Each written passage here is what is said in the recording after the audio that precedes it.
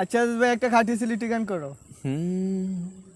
ও বাবি কিতা হইতাম ক্ষত সইতাম যত যন্ত্রণা, আশ হরে বিয়া হলাম শান্তি পাইলাম না। বাবি কিতা হইতাম, ও বাবি কিতা হইতাম ক্ষত সইতাম যত যন্ত্রণা, আশ হরে বিয়া হলাম শান্তি পাইলাম না।